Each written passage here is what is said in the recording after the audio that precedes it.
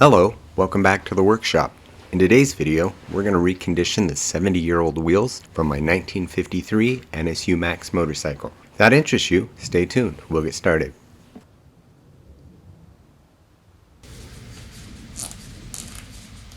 First things first, we need to remove the tires. An old wood clamp makes quick work of breaking the bead.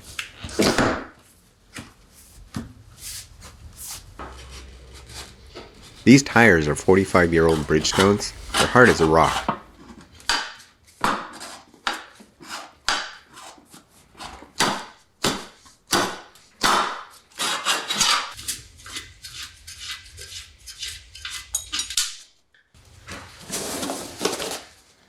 These wheels have sat out in the weather for many years. They're quite rusty. I'm going to start with a cup brush and I'm going to knock off as much of that rust as I can.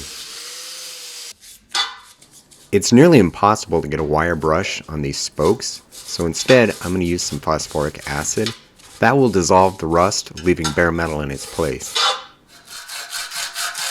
While the acid typically does a good job of removing rust, these spokes are so rusty it needs a little help.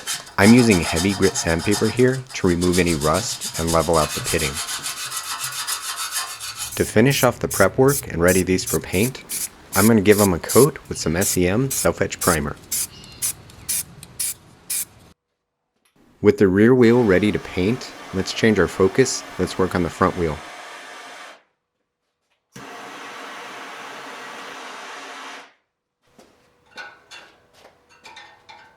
These spokes have been together for 70 years. I need to reuse them, so I've got to be really careful not to break them. I'm using heat and a spoke wrench and working each back and forth to break the bond and make sure it's loose.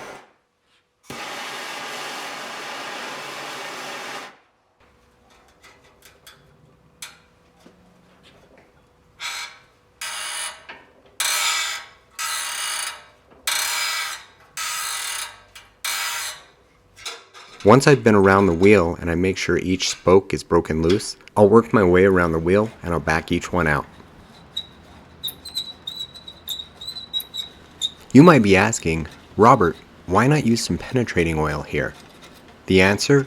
Two reasons really.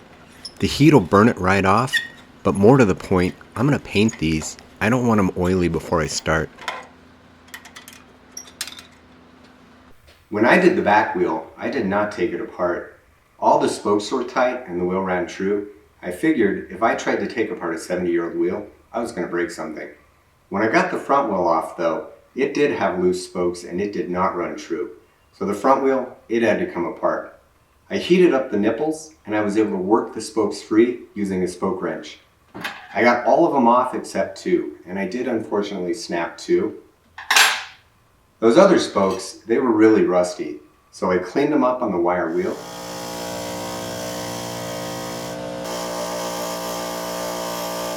I cleaned them up in acid, and then I gave them a coat of self-etch primer.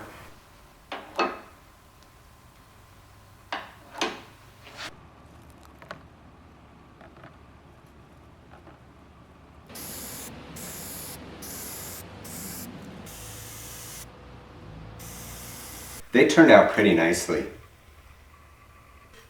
I was able to find two spokes to match the original. They're for a Honda, so they're not going to match perfectly, but once they're primed and painted, you won't know the difference. So now that I have those spokes clean, I'm going to work on the rim and on the hub.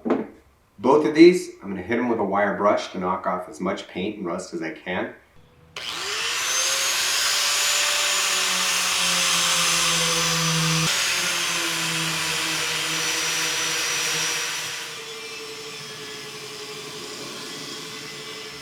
I'm going to run them through the acid to remove any remaining rust. I'm going to give them a coat of SEM self-etch primer, and then I am going to paint all the parts with the 2K black. I'm going to use some 2K Hot Rod Black paint. This paint has a nice satin finish. Most of the photos of early bikes I've seen, they aren't particularly glossy. I don't know if that's because I'm looking at 70-year-old paint or because they simply weren't that glossy. But I think this paint will look appropriate for the year and for the style of bike. So let's go outside, let's get some paint on this.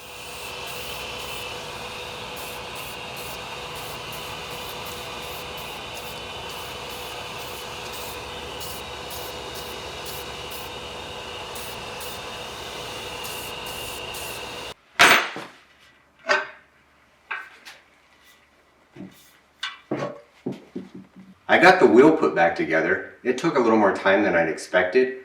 I had some trouble getting the wheel true.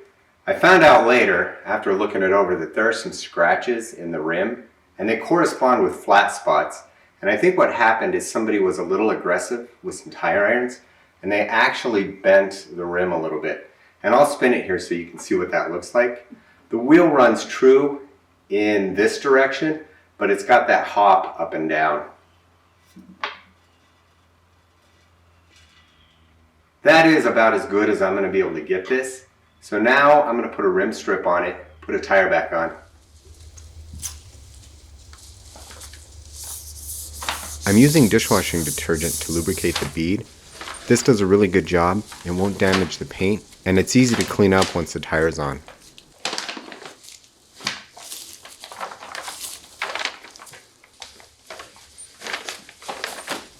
I'm putting the tire on the rim without tools. I don't want to damage that fresh paint. There we go.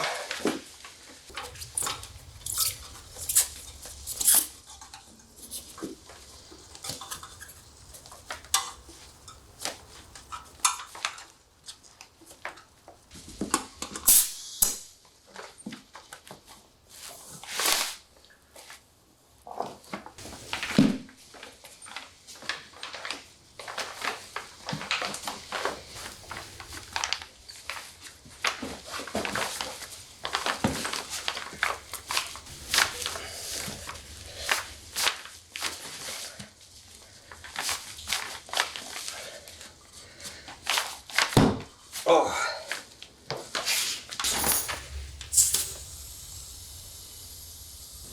I'm inflating the tire to 35 psi to help seat the bead.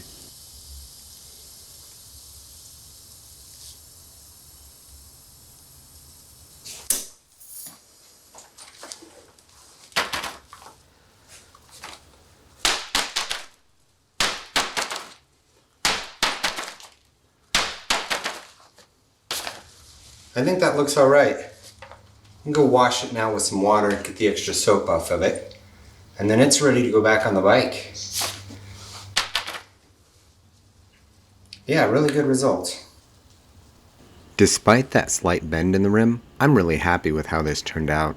I think it looks fantastic. I hope you enjoyed watching today's video. Keep an eye out for the next one. I'll see you later.